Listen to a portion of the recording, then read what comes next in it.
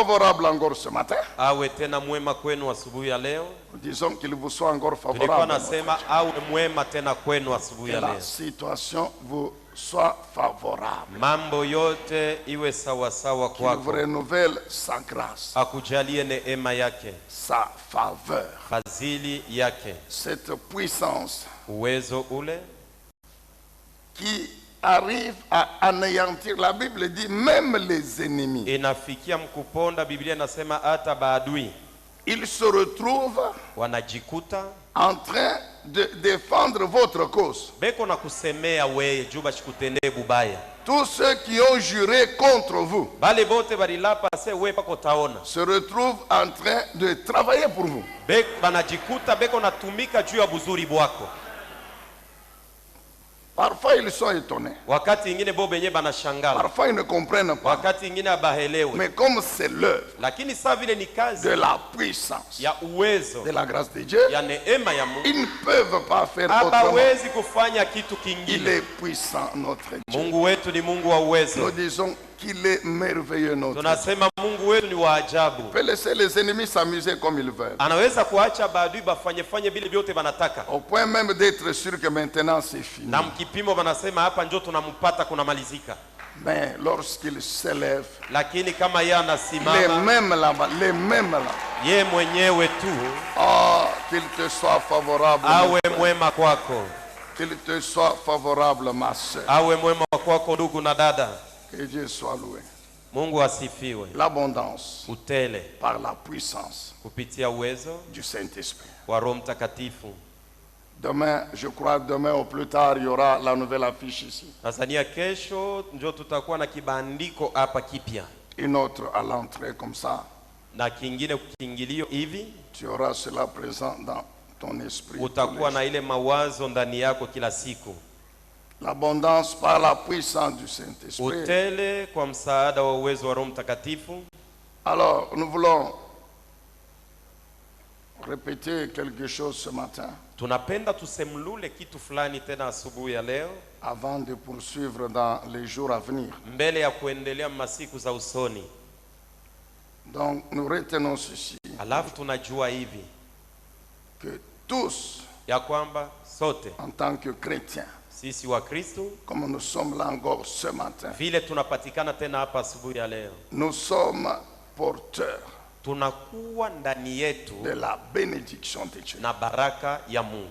Le dénominateur commun que nous avons, Kile shibote tuko nakyo ya pamoja c'est notre identité en tant qu'enfant de Dieu. ni kitambulisho kietu kama mtoto wa Mungu. Et ceux qui sont venus en véhicule, Na benye leur balikuwa na propre gari, véhicule.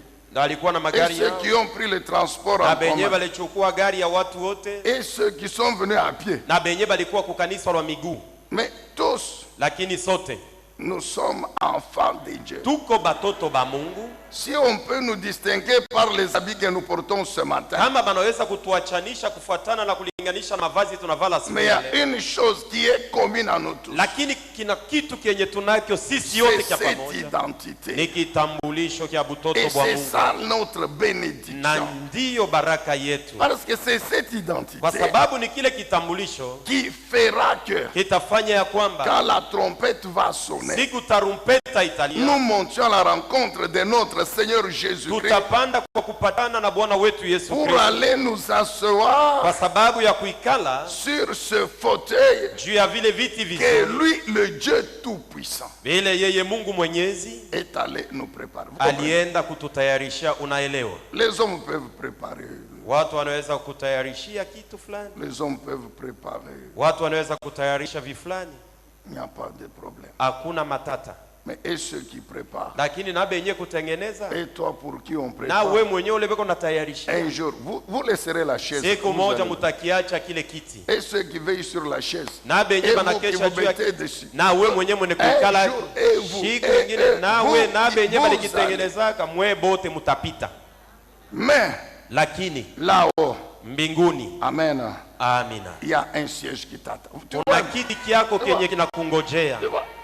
tu es toujours là au fond, n'est-ce pas? Shunono nekalaka pa kule kumwisho. C'est une bonne place d'ailleurs que moi j'ai toujours aimé. Ni mfazi mzuri sana, mimi napendaka kuikala kule nyuma, Mais il n'y a pas de problème. hakuna matata. Au ciel, Kumbingu il y a une place pour kuko fazi yako.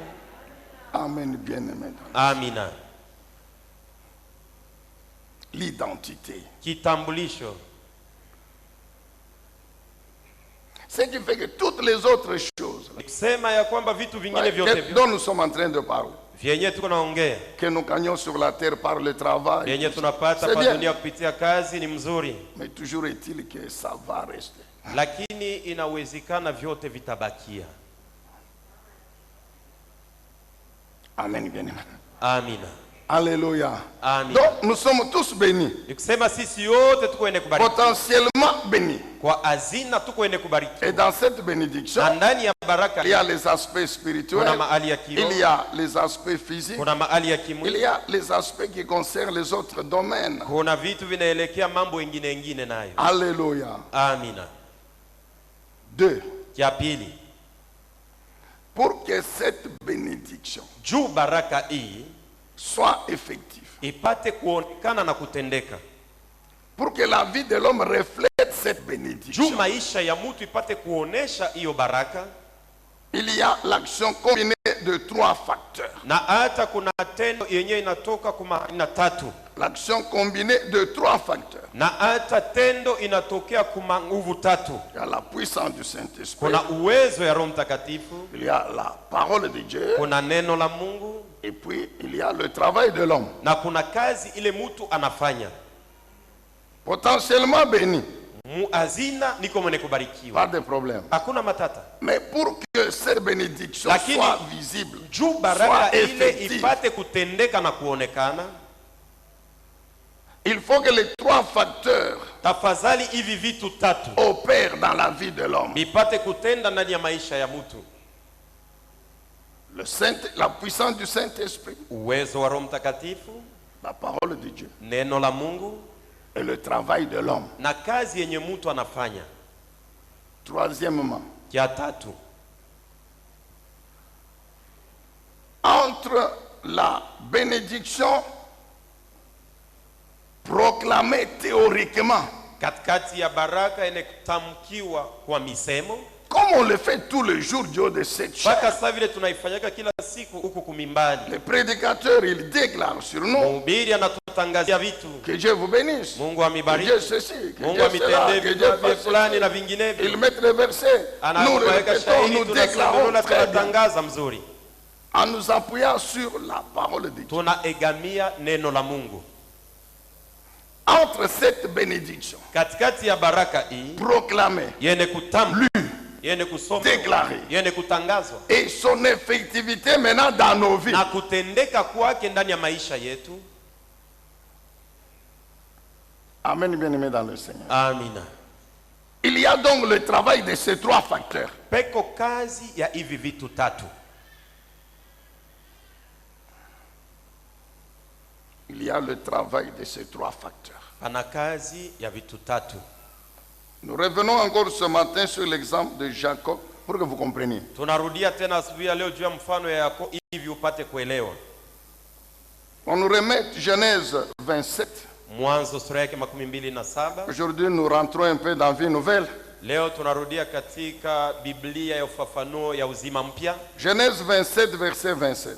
Mwanzo 27, 25.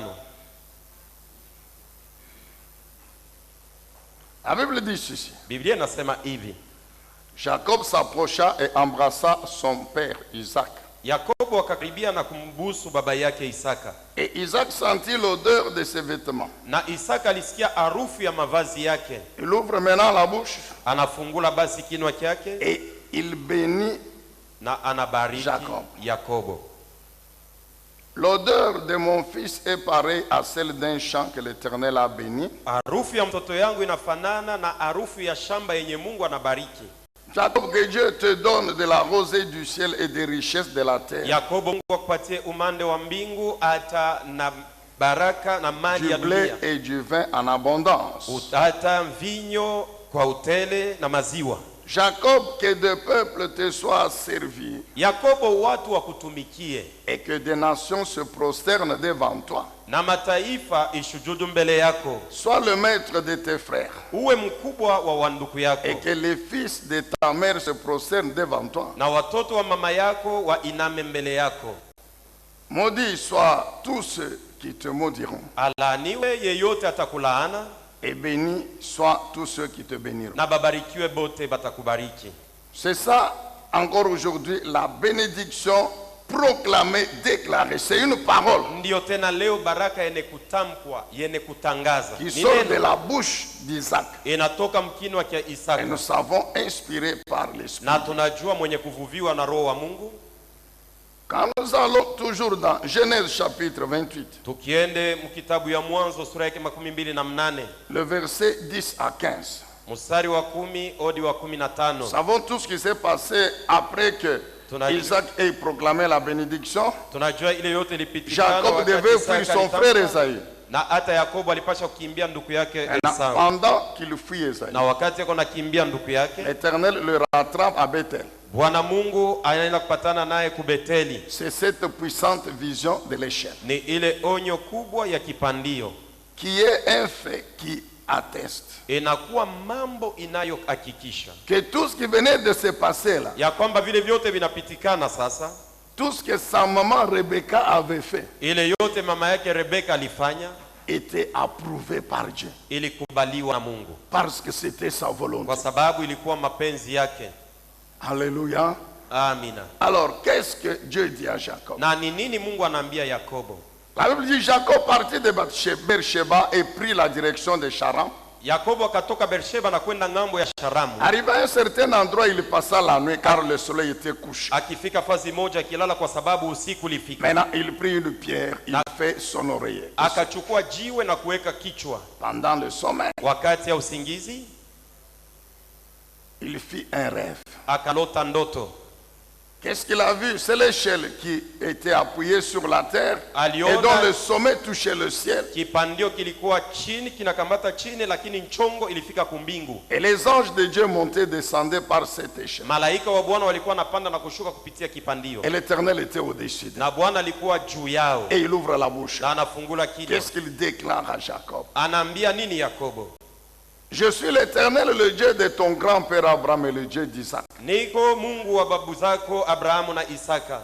La terre sur laquelle tu es couché, Mahali penye ulishalalia je te la donnerai nitakupatia hayo, à toi et à ta descendance. itakuwa yako na uzao wako. Dieu continue. Mungu anaendelea. Il dit, ses descendants seront comme la poussière de la terre. Anasema uzao itafanana na mchanga ya pa udongo. Tu t'étendras à l'ouest et à l'est, au nord et au sud, et toutes les familles Utanenepa de la pande terre zote, seront bénies en toi et en ta descendance. na hata vyote vitabarikiwa ndani yako na mkizazi chako.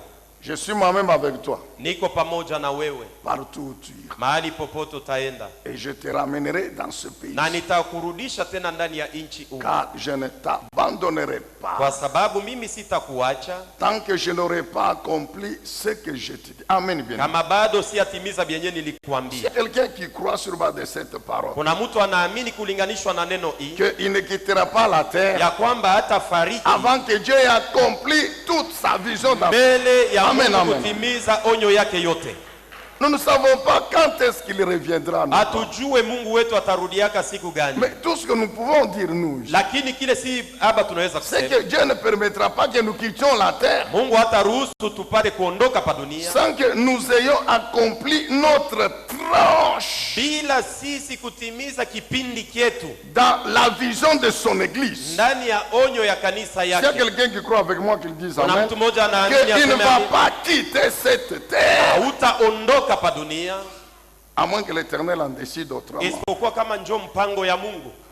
Amen, bien-aimé. Amina. Amen, nous croyons. Tunaamini, Il nous a dit que alituambia nous bâtirons la cité de David. tutajenga siti mnene ya Daudi.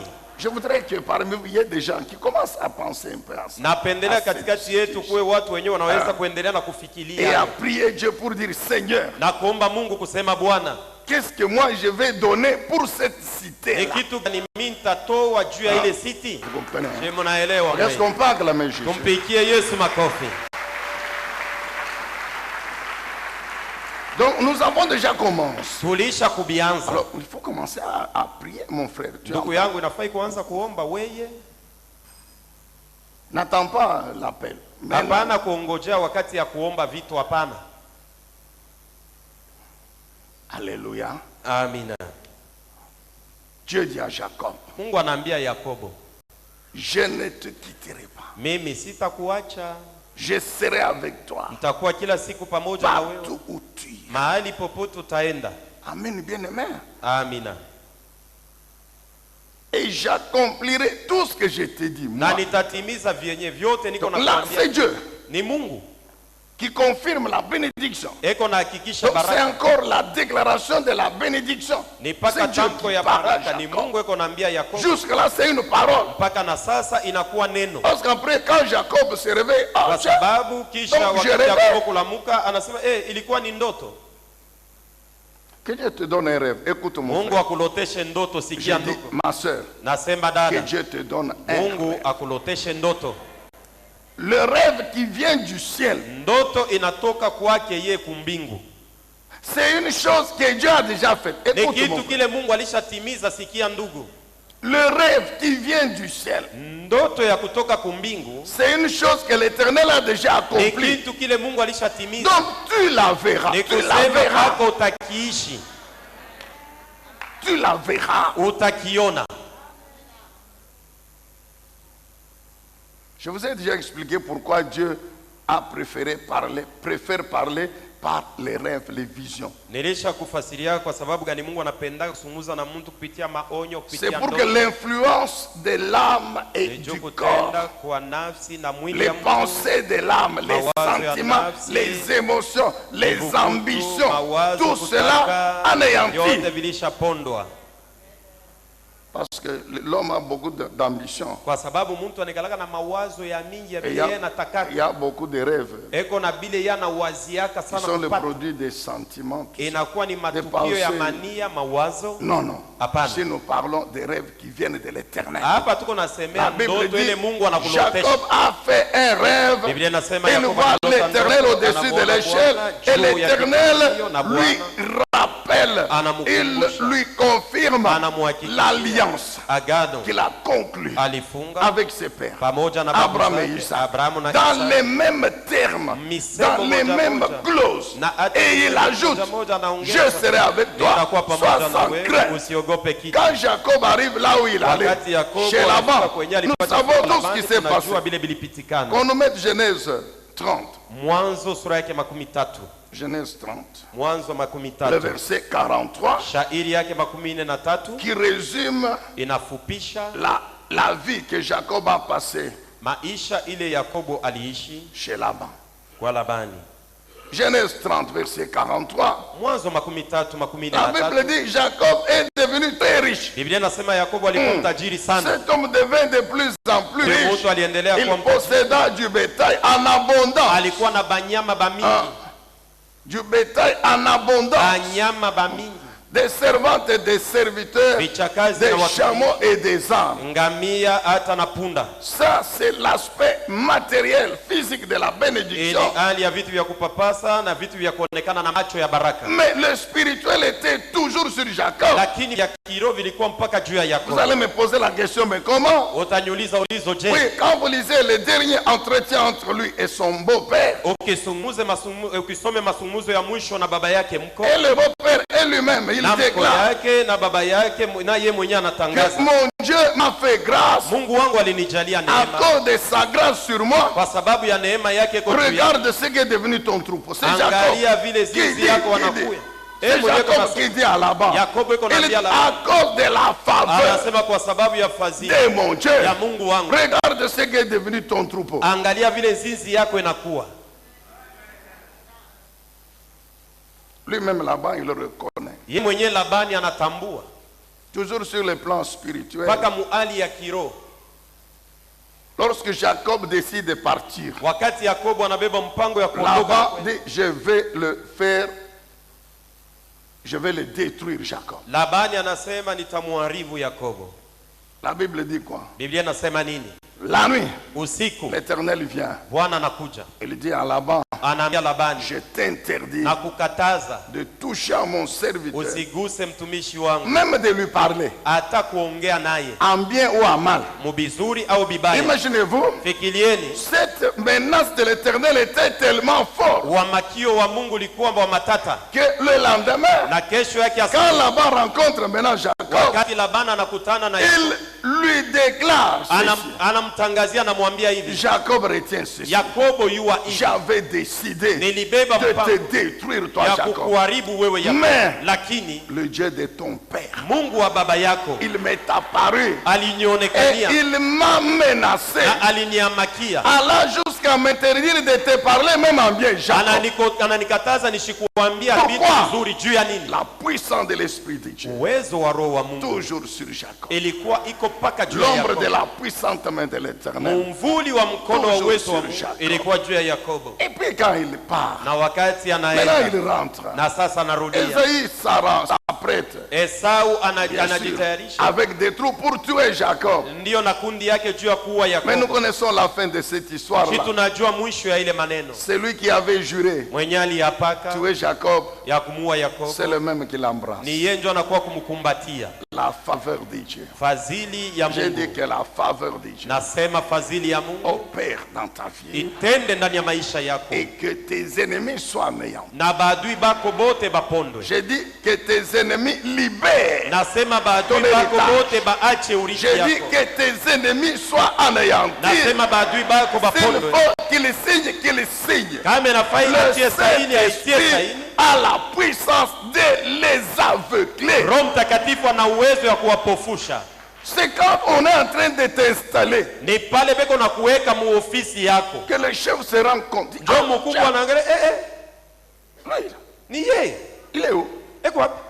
Qui a signé Nani sa alitia notification? saini juu akuwe Qui mkubwa? a signé sa Nani alitia notification? saini juu bampatie cheo Chef, mkubwa? Shini paka we, la signature ici, hii saini c'est la tienne, non? shini yako we. Cette signature, Hii saini hii c'est la signature de qui? ni ya nani?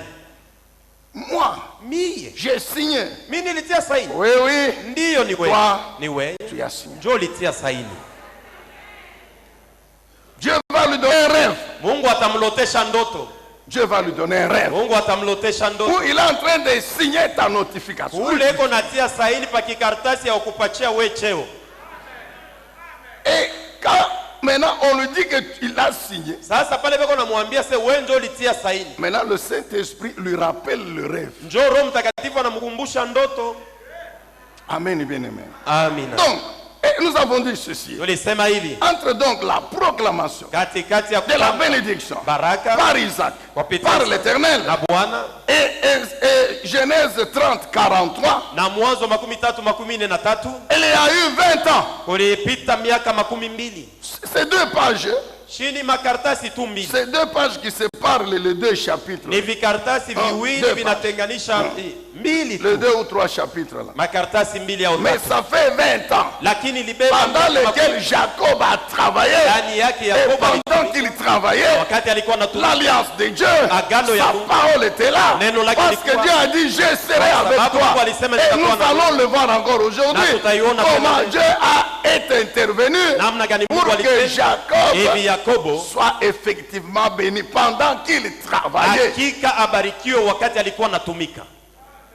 Amen, Église. Amina. 3 ou 4 que nous notons encore aujourd'hui. Tatu au ine manukta yenye Nous avons dit que tutaandika. le travail, Tulisema ya kwamba kazi il est la résultante inakuwa mapato des activités au des mchanganyiko 3 ya composantes de l'homme. ya hata viungo tatu vya mtu. C'est le résultat Ni mapato des activités de 3 composantes. ya makazi ya kutoka viungo tatu: L'esprit, l'âme et le corps. roho, nafsi na mwili. Esprit, âme et corps. Roho, nafsi na mwili, Leurs activités makazi yayo ont comme résultat le travail.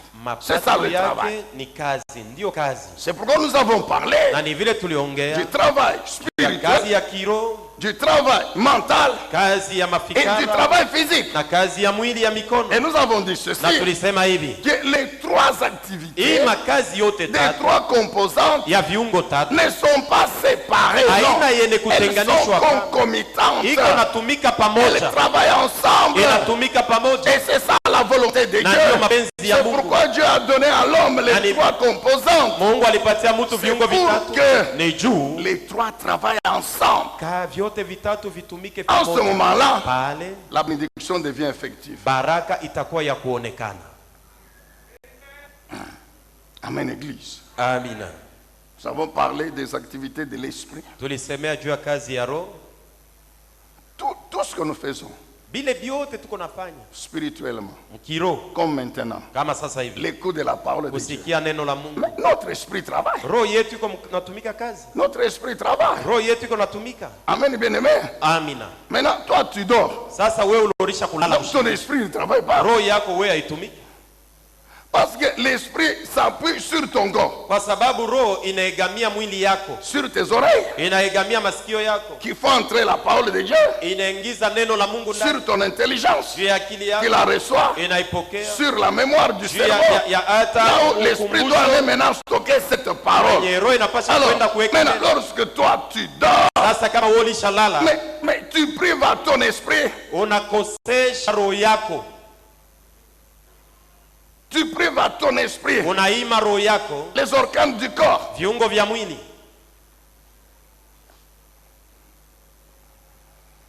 Ou bien tu as les yeux ouverts. Au kwa macho wazi, Très bien. sawa, Mais tu es déjà à la maison. lakini vois, wewe mwenyewe tu viens. uko kwako kunyumba. Il n'y a pas des heures que tu as quitté la maison. Wewe akuya kuwa saa 2 tangu ulitoka kwako kunyumba, Et tu rentreras toute la journée, tu seras toujours à la maison. pale utarudia kwako, utabakia paka kwako, Mais les 2 heures là dans le temple ici, lakini masaa 2 muhekalu, si tu es présent, c'est 20 minutes. kama 20, wewe c'est uko bon. mu saba bantu bote ni madakika 12 tu.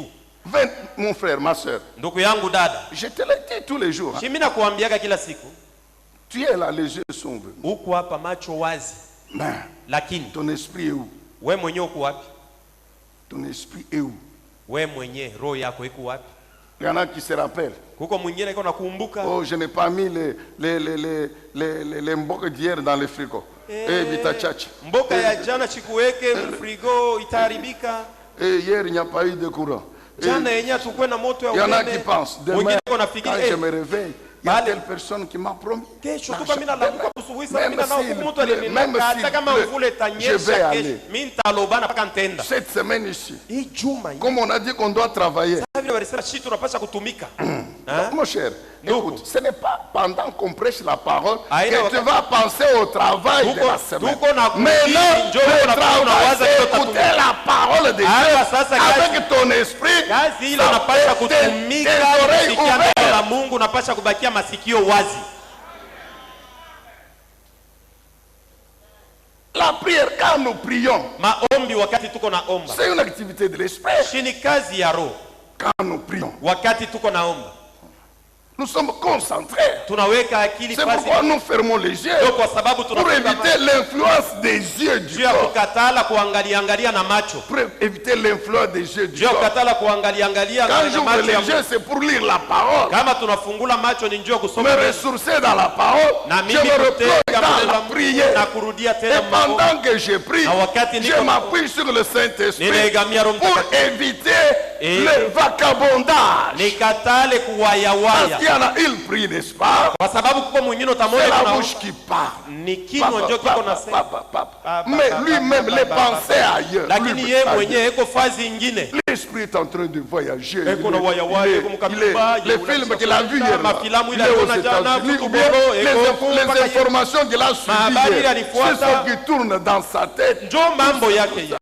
Oh, amen, bien-aimé. Amen. Non, nous devons refuser. Tunapasha Quand kukataa. l'esprit travaille, Wakati roho iko natumika, il faut se concentrer. mon inafaa frère. kuweka akili yote Parce fasi que la moja, prière est un travail kwa sababu spirituel. maombi ni kazi Il ya doit kiroho, produire un résultat. inapasha kuletea mapato. Amen.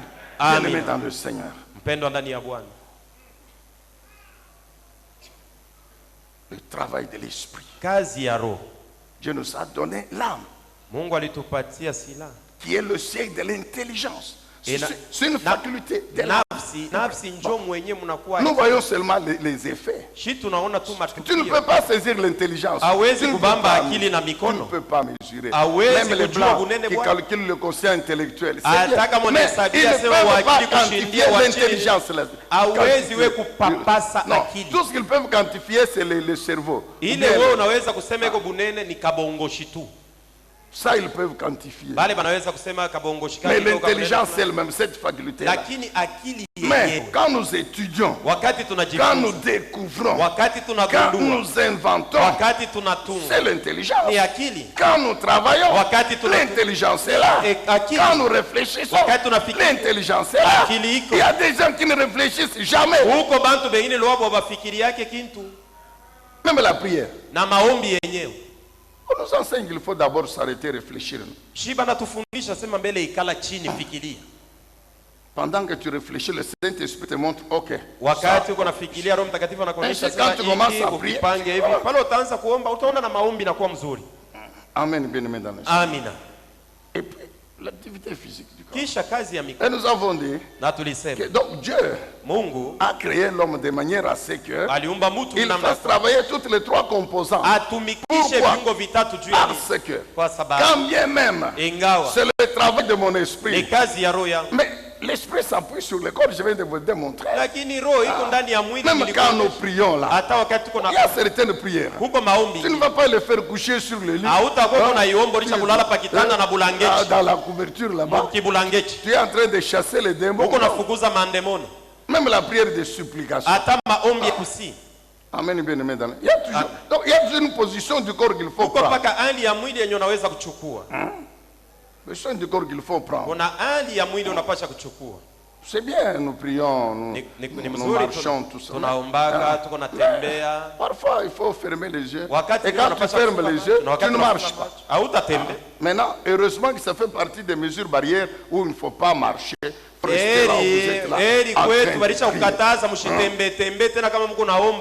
Imaginez-vous, vous êtes ici. Vous êtes en train de prier. Vous allez à la porte. Vous rentrez. Faites-le. Souvent, je fais ça. Mais vous allez vous rendre compte que un moment, vous devez éviter quelqu'un. Parce que vous n'allez pas prier là-bas les yeux fermés. Les yeux sont ouverts. Tous ceux qui entrent, même si tu te concentres, mais tu verras que celui-ci est entré avec la blouse rouge. L'autre est entré avec la blouse blanche. Celui-ci, c'est si tu es un homme, tu vas commencer à... Donc tu vas aller... C'est que ta femme te dit là que cet habit s'appelle comme ça.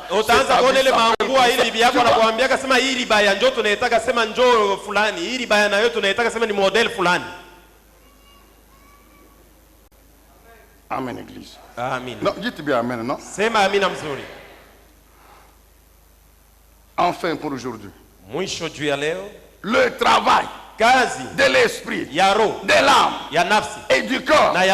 Ce travail s'appuie sur les ressources que Dieu donne. Ce travail s'appuie sur les ressources que l'Éternel Dieu nous donne.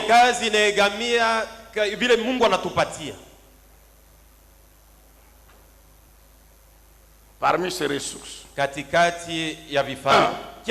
il y a les ressources naturelles et humaines.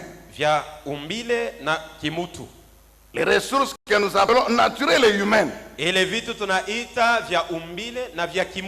ressources naturelles, nous en avons parlé. C'est la terre, c'est la pluie. Et on va continuer à en parler. La terre, il y a le sol. Ah, là, je te complique. Et le sous-sol. Là, le soil est pauvre.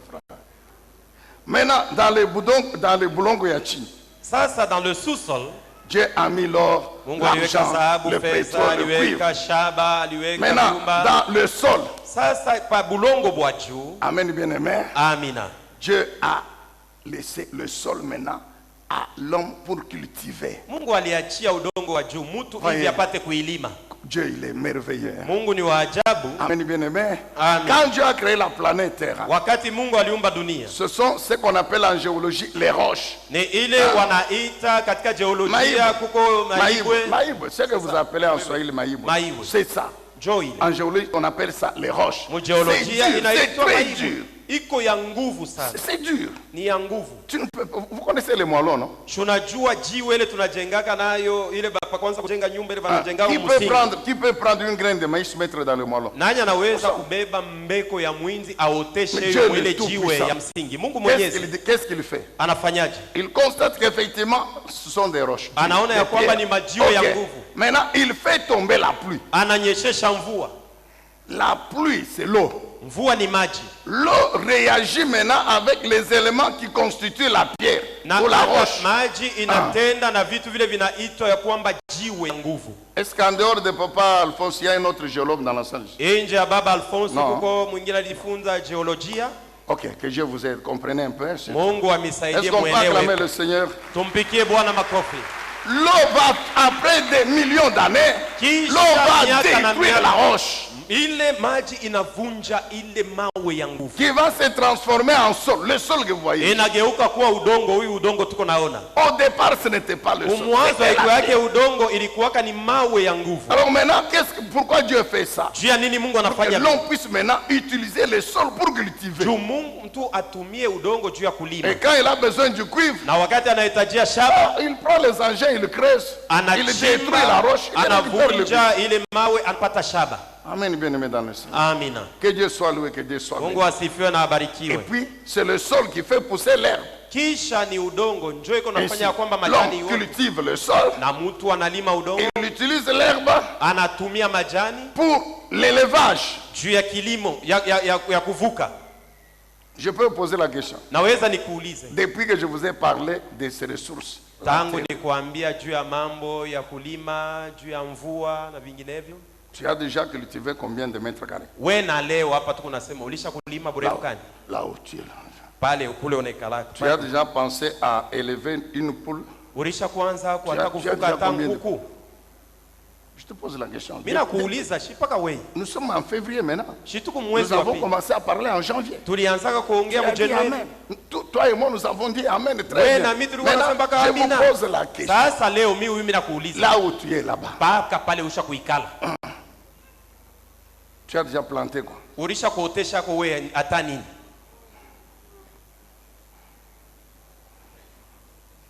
Vous voyez comment vous êtes calme. Je unaona vile mnaikala sasa kimya? Vous dites amen donc. Mnasemaga amina ni mzuri. Ressources naturelles. Vitu vile vya umbile. Ressources naturelles. Vitu vya umbile. Moi j'ai appelé un vétérinaire. Mimi niliita mganga moja wa wanyama. Je lui ai dit qu'au mois de mai. Nilimwambia je kesho. Au mois de mai. Kumwezi wa 5. Avant la fin de cette année, je veux dire. Mbele ya mwisho ya hii mwaka nilitaka kusema. Je dois devenir l'éleveur de chèvres. Mimi ndio minapasha kuwa wakuvuka bambuji humu. Et des moutons. Na bamukoko. Donc, vous voyez que même dire amen pour moi. Unaona hata kama mimi ndio nitabivuka, wewe kusema hata amina ni paka mambo. Ce n'est pas vous, c'est moi. Haina wewe ndio utabavuka, mimi ndio mimi nitabavuka. Mais vous ne m'encouragez pas. Amunipatie changamoto, unaona hata wewe mwenyewe. Votre attitude c'est me décourager. Ni kusema mambo yako wewe ni kunipunguza na mimi nishivuke paka saa wewe. Amen bien-aimé. Amina. Ressources naturelles et humaines. Kitu kia umbile na ya les ressources humaines. Na bile binatoka kwa mtu. Ce sont les capacités. Ni mauwezaji spirituelles, ya kiroho, mentales, ya mawazo, physiques na ya que Dieu a donné à l'homme en le créant. Ile Mungu alipatia mtu wakati alimuumba. Parce qu'il savait que cet homme devra travailler. Kwa sababu alijua kwamba huyu mtu anapaswa kutumika. C'est ainsi qu'au niveau de l'esprit. Ni vile mwali ya kiroho. Dieu lui a donné la puissance Mungu spirituelle. Alimupatia uwezo de régner dans les 3 sphères de la création. Ya kutawala muali 3 ya umbo. Genèse 26. Mwanzo sura ya kwanza 26. Pourquoi? Pour que quand l'homme va travailler, quand l'homme va vivre, bien qu'étant sur la la terre, aucune puissance dans les cieux, dans les eaux, sur la terre, ne vienne détruire sa vie, ne vienne détruire son travail. C'est pourquoi l'Éternel, il a rempli l'homme de sa puissance. Pour que l'homme spirituellement soit plus fort que tout. Et c'était ça la situation avant le péché. Et après le péché, Jésus est venu. Il nous a remis à cette position-là. Je parle des chrétiens que vous êtes. Amen, bien-aimé. Alléluia. Les capacités mentales. C'est le docteur Sabin qui nous a fait remarquer ceci. Quand Dieu crée l'homme, Dieu lui donne la capacité de nommer les animaux. Ce ne sont pas les anges qui ont dit que toi c'est le lion. Non. Comprenez un peu la place que Dieu avait donnée à l'homme. Tous les animaux, tous les oiseaux, c'est l'homme qui leur a donné le nom. Adam, l'appelle le lion. Toi c'est le lion. Léopard, toi léopard. Guépard, toi guépard. Toi c'est l'antilope. Toi c'est le porc. Toi c'est le loup.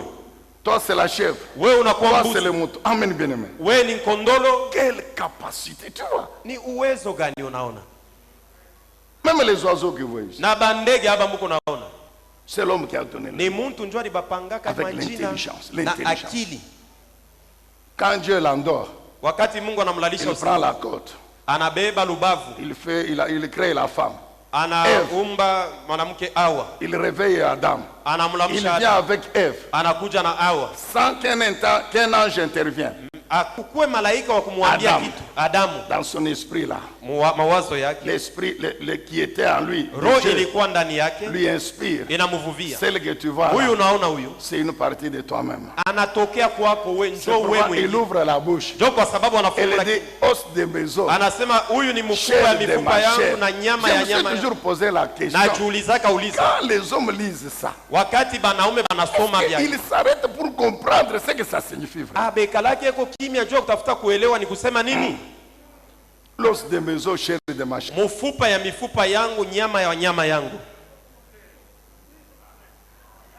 Les hommes. Vous le déclarez souvent. Quand ça marche.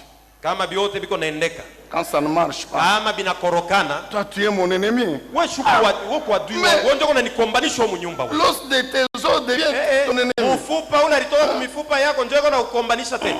Oh mon nyumba.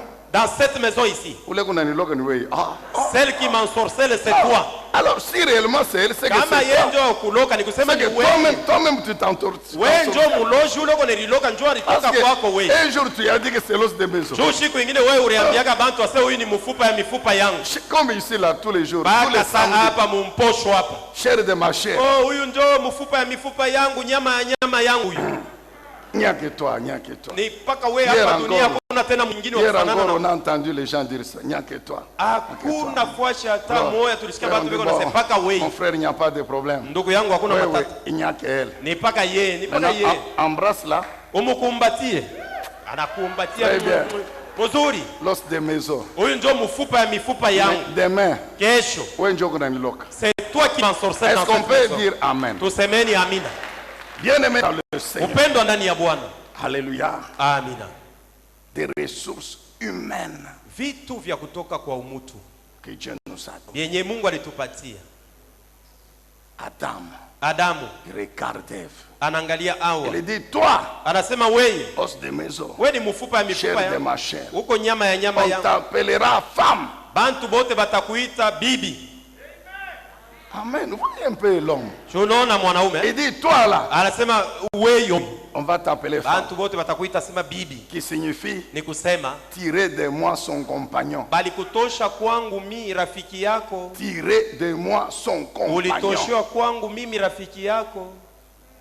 Alléluia. Amina. Que Dieu soit loué, que Dieu soit béni. C'est pourquoi en hébreu, la femme c'est Ish. Et l'homme. La femme Isha. deux ont une source commune. Inaonesha ya kwamba bote bawili ni sawa sawa tu. Ressources naturelles, ressources humaines, spirituelles, mentales, physiques. C'est la force physique du corps. Ce sont les talents. Des capacités surnaturelles que Dieu nous a données.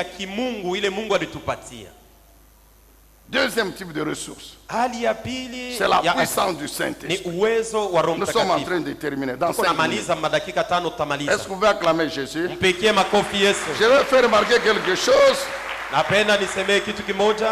Dieu avait dit à Jacob, je serai avec toi partout où tu iras. Et je ne t'abandonnerai pas avant que je ne t'ai béni. Genèse chapitre, on peut lire 30. Non, lisons, commençons par 31 pour replacer les choses. Alors, c'est tellement long.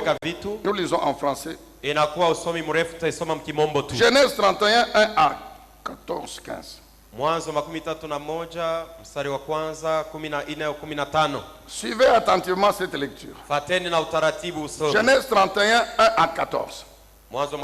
Jacob entendit les propos des fils de Laban. Il disait, Jacob a pris tout ce qui appartenait à notre père, et c'est grâce au bien de notre père qu'il s'est constitué toute cette richesse. Jacob remarqua aussi le visage de Laban. Il n'avait plus la même attitude qu'avant vis-à-vis de lui. C'est alors que l'Éternel dit à Jacob, retourne dans le pays de tes pères et dans ton lieu de naissance, et je serai avec toi. Jacob fit appeler Rachel et Léa au champ, vers son troupeau. Il leur dit, je vois au visage de votre père qu'il n'a plus la même attitude qu'avant envers moi. Cependant, le Dieu de mon père a été avec moi. Amen. Amen. Le Dieu de mon père a été avec moi. Vous savez vous-même que j'ai servi votre père de toute ma force. Quant à votre père, tout ce qu'il a fait, c'est me tromper. Il a chargé 10 fois mon salaire, vous le savez, vous êtes mes femmes. Mais Dieu ne lui a pas permis de me faire du mal. Quand il disait, les tachetés seront ton salaire, toutes les brebis faisaient des petits tachetés. Et quand il disait, les rayés seront ton salaire, toutes les brebis faisaient des petits rayés. Dieu a pris à votre père son troupeau et il a fait quoi? Il me l'a donné. À l'époque où les brebis entraient en chaleur, j'ai levé les yeux et j'ai vu un rêve. Amen. Soulignez, voyez un rêve. Que les boucs qui s'accouplaient avec les brebis étaient rayés, tachetés, marquetés. L'ange de Dieu m'a dit, en rêve, Jacob, j'ai répondu, me voici. Il a dit, lève les yeux et regarde. Tous les boucs qui s'accouplent avec les brebis sont rayés, tachetés, marquetés. Car j'ai vu tout ce que te fait là-bas. Je suis le Dieu de Bethel où tu as consacré par onction un monument, où tu m'as fait un vœu. Maintenant, lève-toi, quitte ce pays et retourne au pays de ta naissance. Nous allons dans Genèse 30. Nous rentrons dans 30. Et là, nous pouvons lire 31 à 34. Genèse 30, 31 à 34. Laban dit, que dois-je te donner? Jacob répondit, tu ne me donneras rien si tu es d'accord avec ce que je vais te proposer. Je prendrai encore soin de ton troupeau et je le garderai. Je parcourrai aujourd'hui tout ton troupeau pour en retirer parmi les brebis tout agneau tacheté marqueté et tout agneau noir, et parmi les chèvres tout ce qui est marqueté tacheté, ce sera mon salaire. Amen, bien-aimé dans le Seigneur. Amen. Qu'est-ce que Dieu fait? Dieu commence par donner à Jacob un rêve. C'est dans ce rêve, dans cette vision, que Jacob voit ce que nous venons de lire. Les brebis rayées, tachetées, marquetées, les chèvres noires, etc. Dieu lui donne cette vision. Mungu anampatia ile ono. Puis il s'est réveillé. Kisha analamuka. Maintenant, l'entretien avec Laban. Na sasa mazungumzo pamoja na Laban lui pose la question. Laban anamuuliza ulizo. Dis-moi maintenant, qu'est-ce que tu veux que je te donne comme salaire? Unapenda nikulipe nini? La réponse de Jacob est basée sur le rêve. Jibu ya Yakobo msingi yake ni ndoto. C'est ce qu'il a vu la nuit. Ni pienye alilota usiku. Ce que l'ange lui a dit la nuit. Pienye malaika alimwambia usiku. Que ce que tu vois là, c'est ça ton salaire. Jo malipo yako. Une fois de plus, ma mara tena dada yangu. Que Dieu te donne un rêve. Mungu akuloteshe ndoto. Mon frère, que Dieu te donne une vision. Mungu akupatie onyo ya kazi. Je ne connais pas la situation de ton travail. Mais Dieu t'a destiné. C'est ça la voie qu'il t'a tracée pour toi. C'est ça le travail qu'il t'a destiné. Je ne connais pas qu'est-ce que l'ennemi fait dans ce travail. Pour qu'il ne juge pas de l'abondance. Mais que le Dieu d'Abraham, le Dieu d'Isaac, de Jacob, le Dieu de cette alliance, qu'il te donne un songe, mon frère. Qu'il intervienne, qu'il te donne une stratégie. Peut-être que tu n'es pas chez un employeur, c'est toi-même. Tu fais tes affaires. Toi-même tu fais tes affaires. Je ne sais pas qu'est-ce que tu fais. Mais ça ne marche pas. On nous a parlé des épines et des ronces. Mais la Bible dit qu'à la croix, Jésus a ôté cette malédiction-là. Mais la bénédiction n'est pas effective. Jacob a travaillé. Mais lui ne jouissait pas du travail. Mais Dieu lui avait dit, je vais te bénir. Et Dieu regarde dans le troupeau de la Dieu dit à Jacob, c'est ça que tu vas lui réclamer. Quand Laban lui pose la question, dis-moi le salaire. Laban s'appuie sur le rêve. Et Jacob s'appuie sur le rêve. Il dit très bien, moi, tu me donnes les rayés, les marquetiers, les tachés. Laban ne savait pas. C'est ce que Dieu a dit à Jacob. Amen, bien-aimé. J'ai dit que l'Éternel te donne une vision, mon frère. Tu travailles, ça fait 10 ans. Aujourd'hui, tu n'as plus rien. Tu avais commencé avec $1000. Aujourd'hui, tu n'as même pas $100. J'ai pris au nom de Jésus que Dieu te fasse grâce. Qu'il te fasse grâce, ma soeur. Que Dieu te donne. Il n'a pas changé. Il est le même. Et cette alliance, c'est ton héritage. Donne-moi. Désormais, tout ce qui est rayé, t'acheter marqué. Tu me donnes. Ok, Jacob prend. L'esprit continue. Dieu lui avait dit, je serai avec toi. Le Saint-Esprit lui inspire. Il coupe les rameaux. Les rameaux. D'amandier, les arbres qu'on appelle le peuplier, etc. Et l'esprit le conduit à mettre ça dans les auges, dans les récipients. Où il y a l'eau. Et Jacob a obéi. Et jusqu'aujourd'hui, il n'y a aucun vétérinaire qui peut nous expliquer scientifiquement comment, quand les chèvres arrivent, les moutons, pour boire de l'eau, dès qu'ils voient les branches là, des rameaux là, ils entrent en chaleur, ils s'accouplent. Ça c'est Dieu. Que Dieu te donne les stratégies, non? Que te donne les stratégies, mon frère. J'ai dit que Dieu, tu as l'intelligence. Que Dieu te donne les stratégies. Dans tes affaires là-bas. Que Dieu te donne les stratégies, ma soeur. Non, ça ne va pas. 20 ans. 20 ans, tu n'as rien. Comme je disais à un frère, ça fait plus de 10, 15 ans que tu fabriques les fenêtres et les portes. Mais toi-même, tu n'as même pas une seule pièce. Même pas une seule pièce. La fenêtre ici, c'est moi qui ai fabriqué.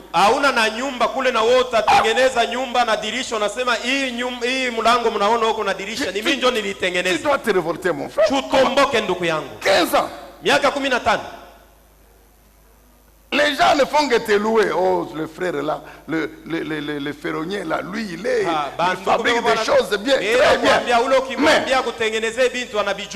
comment toi tu n'as pas une pièce? Où il y a la porte que toi tu as fabriquée. Mais pourtant ces gens-là te payent. Refuse. J'ai dit refuse. J'ai dit refuse, ma soeur. Dieu dit quoi? Deutéronome 28 encore aujourd'hui. Si vous m'obéissez, si vous mettez en pratique mes préceptes, mes commandements, si vous me servez Israël, je vais vous prendre, vous mettre au sommet des nations. Je vais vous donner la supériorité sur toutes les nations de la terre. Vous serez parmi les grands de la terre. Je vous bénirai dans la ville. Je vous bénirai dans les champs. Tout travail que vous allez faire en ville ou au champ, moi je vais bénir. Même votre corbeille, les paniers, ma soeur, cette année, tu peux aussi refuser, ma soeur. J'ai dit, ma soeur, tu peux refuser cette année. Tu peux refuser, dire non, non, comment? Même si on ne va plus au marché avec les paniers, ce sont les sachets. Très bien. Mais quand même, dis amen, ma soeur. Refuse. Tu peux refuser. Dieu dit quoi? Ta corbeille et ta huile, je vais les bénir. Je vais les bénir. Donc quand tu vas au marché là, tu achètes aussi ce que tu veux manger. Tu achètes aussi ce que tu veux manger. Tout en n'oubliant pas qu'il faut bien manger. Achète ce que tu veux manger. Mais si on te dit que ne mange pas trop de viande, diminue la viande. Si on te dit ne mange pas la graisse, enlève la peau de poulet. Amen, bien-aimé. Dieu dit quoi? J'ordonnerai à la bénédiction d'être avec toi dans tes greniers, dans toutes tes entreprises. C'est la parole de Dieu. Qu'il en soit ainsi cette année, mon frère. Parmi les ressources que Dieu nous donne pour que le travail produise l'abondance, il y a la puissance de l'esprit, il y a l'alliance, il y a la parole. Dieu dit quoi? Je te bénirai dans la ville, je te bénirai dans les champs. C'est pourquoi refuse de dormir. Travail, Dieu va te bénir. Il dit j'ordonnerai à la bénédiction d'être avec toi dans tes greniers, dans toutes tes entreprises, mon frère. Mais là, quand toi tu proclames cette parole, mais tu l'appliques sur quoi? Un champ, tu n'en as pas. Un travail, tu n'en as pas. Maintenant, tu dis seulement Seigneur. Tu dis seulement je suis béni. Prends l'alliance. Soit dans le maïs. Prends l'alliance. Soit dans les patates douces. Prends l'alliance. Va dans les patates douces. Proclame. Je proclame la bénédiction. Sur ce maïs ici. Sur les patates douces. Sur les arachides. Tu vas voir mon frère. Tu dis il est écrit, je bénirai le fruit de ton travail, le fruit de ton sol. Peut-être que toi c'est les affaires. Saa zingine wewe ni biashara. Toi c'est le travail, tu es enseignant, tu es dans une entreprise. Ni kazi uko mwalimu uko natumika mkampuni fulani. Prends l'alliance. Beba agano. Prends le sang de l'alliance. Beba damu ya agano. Couvre le travail. Finika kazi. Proclame mon frère. Tangaza ndugu yangu. Tu vas voir. Utajionea. Que je vous donne un témoignage. Nikupatie ushuhuda. Avant que nous prions. Mbele ya siku omba. En 2000. Mwaka 2000. Le révérend pasteur Jacques Calabo avait une ferme du côté de Futuka. Révérend pasteur Jacques Calabo alikuwa na ferme ngambo ya Futuka. Et il m'avait intéressé, je lui ai demandé une portion. Anipatie kwa nami sehemu ya udongo. Presque l'étendue de la salle ici. Karibu ilikuwa bunene bwa kanisa. J'ai aussi commencé à cultiver. Nikaanza na kulima le maïs. Mihindi.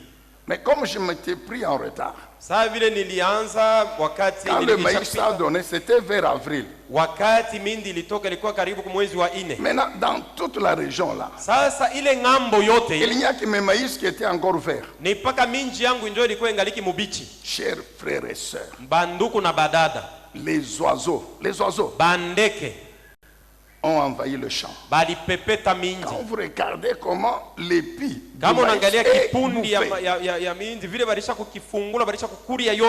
vous pouvez pleurer. Et en ce moment-là, le jour que j'étais arrivé, au moins 30% du champ était détruit. Donc il fallait une semaine pour que, je vous dis bien, tous les pays détruits, tu n'acceptes pas que ce sont les oiseaux. Pourtant ce sont les oiseaux. J'arrive un jour à 14h. Je ferme les yeux. J'ouvre la bouche. J'ai dit, vous les oiseaux, voici ce qui est écrit. Que Dieu vous a créé. Et puis, vous ne s'aimez pas. Vous ne moissonnez pas. Mais Dieu vous a donné la nourriture. Ça c'est écrit. Mais c'est aussi écrit. Je te bénirai dans la ville. Je te bénirai dans les champs. J'ordonnerai la bénédiction d'être dans ton travail. Le maïs, c'est mon champ. Ce n'est pas la nourriture pour vous les oiseaux. Par voie de conséquence, je vous maudis au nom de Jésus. Tout oiseau qui viendra ici pour détruire mon champ, la puissance de l'alliance de mon Dieu va le détruire. Car il est écrit, je te bénirai. Je bénirai tout travail de ton corps. J'ai déclaré. J'ai déclaré. Je vous dis, chers frères et sœurs, le Saint-Esprit est témoin. Plus un seul oiseau n'est réveillé. Est-ce qu'on peut se tenir debout? Est-ce qu'on peut acclamer le Seigneur? Est-ce qu'on peut acclamer Jésus? Est-ce qu'on peut acclamer le Seigneur? Permettez, nous prenons 5 minutes. Nous prenons 5 minutes pour prier. Alors, quelle est notre prière maintenant là? Moi, je proclame aussi. Je dis proclame.